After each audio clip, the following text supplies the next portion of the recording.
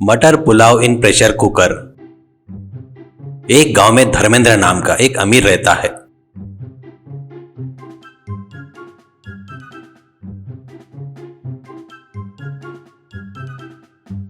उसके नाम में तो सिर्फ धर्म था, लेकिन उसमें धर्म की भावना बिल्कुल भी नहीं थी।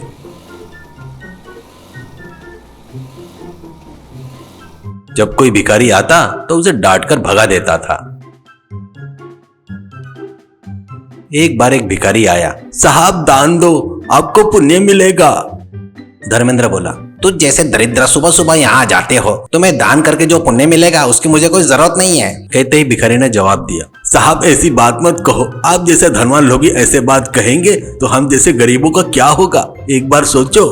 कहते ही यह सुनकर धर्मेंद्र को गुस्सा आया और उसने कहा, क्या रे, मैं तुम्हारे बारे में क्यों सोचूं? हम मेहनत करके पैसे कमाते हैं, क्या तुम जैसे लोगों को खिलाने के लिए? अगर तुम दोबारा दिखे तो मैं तुम्हारे पैर और हाथ काट दूंगा ताकि तुम भीख भी ना मांग सको। जाकर कोई दूसरा काम ढूंढ लो, नहीं तो मेरे हाथों से मारे जाओगे। ऐसा कहा। यह सब रोज सुबह उसके घर के सामने होता था।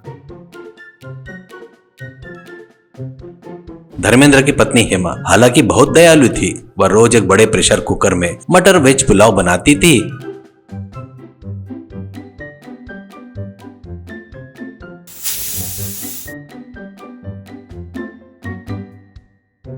और घर आए भिखारियों को खिलाती थी। यह देखकर भिखारी उसकी प्रशंसा करते थे।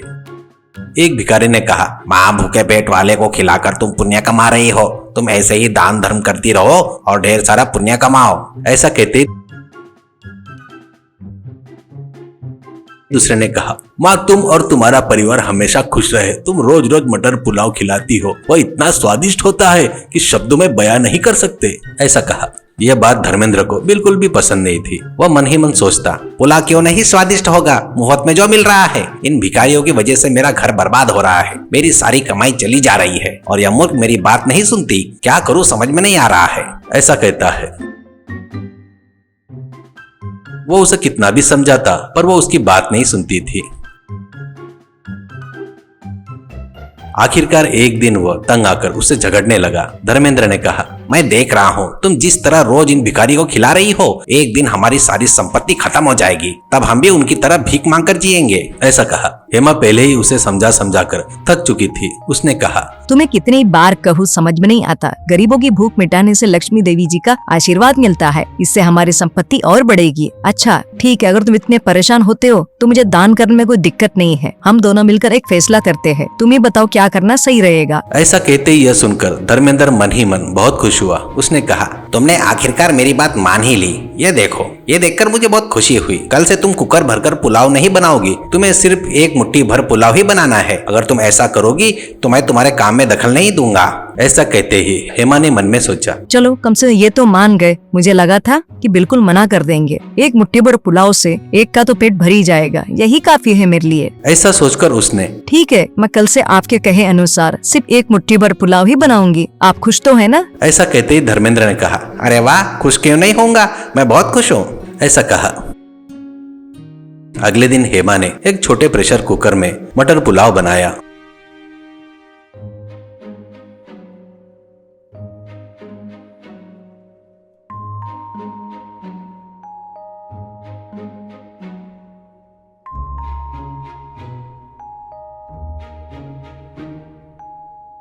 थोड़ी देर बाद एक भिखारी आया तो उसे वो मुट्ठी भर पुलाव दिया। वह खाकर बोला, धन्यवाद माँ, मैं 2 दिन से खाना नहीं खाया था, आपके पुण्य से मेरा पेट भर गया, आपका परिवार हमेशा खुश रहे। और वो चला गया। हेमा ने सोचा, चलो एक का तो पेट भरा, आज के लिए ये खुशी काफी है। वह रोज एक प्रेशर कुकर में मटर पुलाव बनाती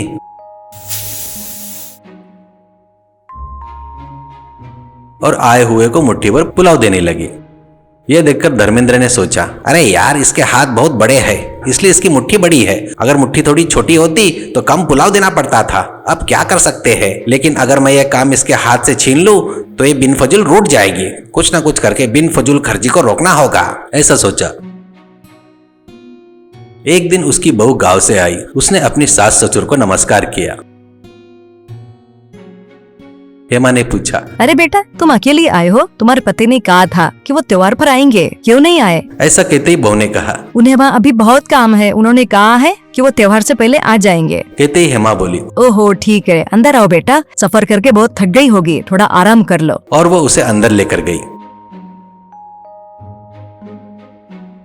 बहू को देखते ही धर्मेंद्र को एक विचार आया। उसने सोचा, इसके हाथ तो पतले और नाजुक है, इसकी मुट्ठी भी मेरी पत्नी के मुट्ठी से थोड़ी छोटी है।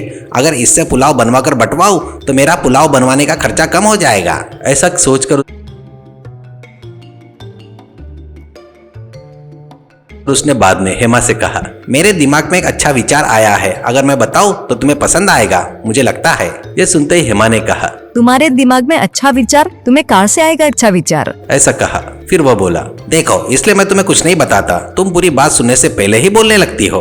अब बताओ कि नहीं? हेमा बोले। ठीक है, बताओ क्या है तुम्हारा अच्छा विचार, मैं सुनती हूँ। ऐसा कहते उसने कहा, अरे कुछ नहीं, ये श्रावण मास है ना, यानी बहुत शुभ दिन है। तुम्हें पता है इस समय दान धर्म करने से भगवान हम पर बहुत कृपा करते हैं। तुम रोज इन भिखारियों को पुलाव खिलाकर पुण्य कमा रही हो ना? कहते ही हेमा ने कहा, हाँ तो क्या हुआ, तुम क्या कहना चाहते हो? फिर उसने बोला, अरे पूरी बात तो सुन लो। इस त्योहार से तुम पुलाव दान करने का काम अपनी बहू से करवाओ, इससे तुम्हें और तुम्हारी बहू दोनों को पुण्य मिलेगा। तुम्हारी बहू को पुण्य मिलेगा तो तुम्हारे बेटे को भी पुण्य मिलेगा। अगर ऐसा होता है तो लोग तुम्हारे बेटे और बहू के बारे में पूरे गांव में तारीफ करेंगे। कैसा लगा मेरा विचार? कहते ही सुनकर हेमा ने उसे ऊपर से नीचे तक देखा और कहा, इतना अच्छा विचार तुम्हें कहाँ से आया जी? अगर मेरे बेटे और बहू को पुण्य मिलता है तो मैं क्यों मना करूँगी। कल से ही मैं उससे पुलाव बनाकर बंटवाऊंगी, तब सारा पुण्य उनको ही मिलेगा और गांव में लोग भी उनके बारे में बढ़ा चढ़ाकर बात करेंगे।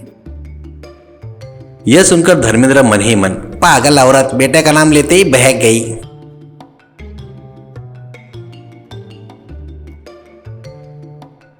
फिर उसने बहू को बुलाया और कहा, बेटा तुम्हें पता है ना कि तुम्हारी सासू माँ कितनी दयालु है। वो रोज किसी न किसी की भूख मिटाकर पुण्य कमाती है। मेरा विचार है कि श्रावण मास में तुम अगर उसकी जगह ले लो तो अच्छा रहेगा। ऐसा कहते ही बहू ने कहा, हाँ ससुर जी, मुझे क्यों नहीं पता मेरी सासू माँ के बारे में, आप कहोगे तो मैं क्यों मना करूँगी। आखिर मुझे क्या करना है ससुर जी? कहते ही धर्मेंद्र ने कहा, तुमने हाँ कर दी, इससे मुझे बहुत खुशी हुई बेटा। तुम्हारी सासू माँ रोज एक छोटे कुकर में मटर वेज पुलाव बनाती है और घर पर आए भिखारी को मुट्ठी भर देती है। कल से तुम्हें तुम्हारी सासू माँ की जगह यह काम करना है, तब तुम्हें और मेरे बेटे दोनों को बहुत पुण्य मिलेगा और गाँव में मेरा अच्छा नाम होगा। ऐसा कहते ही बहू ने कहा, वाह, मेरे सास ससुर कितने महान है। कहते ही वो बोला, ठीक है बेटा, कल मुझे पास के गांव में काम है, मैं सुबह जाऊंगा और काम खत्म करके लौट आऊंगा। तुम कल से ही मुट्ठी भर पुलाव बनाने का काम शुरू कर देना। कहते बहू ने ठीक है कहा।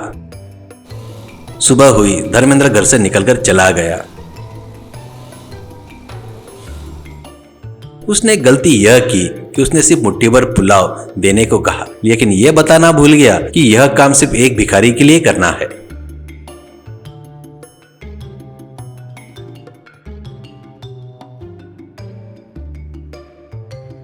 इस बात से अनजान बहू ने बड़े कुकर में पुलाव बनाया।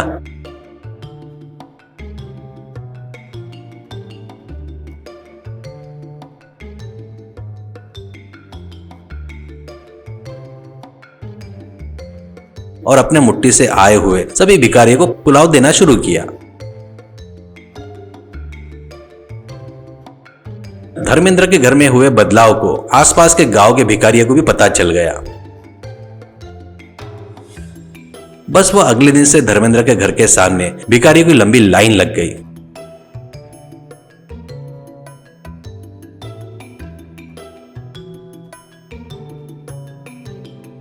बहू ने अपने मुट्ठी से आए हुए भिखारियों को पुलाव देना शुरू कर दिया। जिसे जितना चाहा वह उतना पुलाव ले सकता था।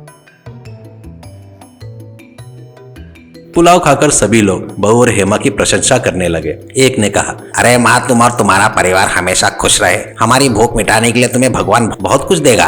इससे दूसरे ने कहा, माँ तुम साक्षात अन्नपूर्णा देवी हो, तुम और तुम्हारा परिवार 100 साल तक स्वस्थ और सुखी रहे। सबकी तारीफ सुनकर बहू बहुत खुश हुई। हेमा भी मन ही मन खुश हुई। वाह, मेरे बेटे और बहू का जीवन कितना अच्छा होने वाला है। मेरे पति सच में बहुत अच्छे हैं, इसलिए इतने लोगों को मेरे बहू के हाथों से पुलाव बंटवा रहे हैं। 2 दिन बाद काम खत्म करके धर्मेंद्र वापस आया।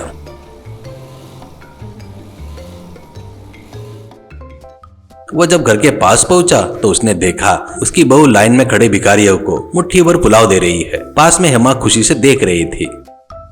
और भिखारी बहू और उसके पति की तारीफ कर रहे थे। भिखारी के अलावा वहां गांव के लोग भी उसके बेटे और बहू की तारीफ करते हैं। यह देखकर धर्मेंद्र के होश उड़ गए। यह क्या है? यह तो पूरा घर लूट रहे हैं। अगर मैंने नहीं देखा तो यह पूरा घर साफ कर देंगे। मुझे देखना चाहिए कि घर में कितना चावल खत्म हुआ है। ऐसा सोचकर वह घर के अंदर भागा।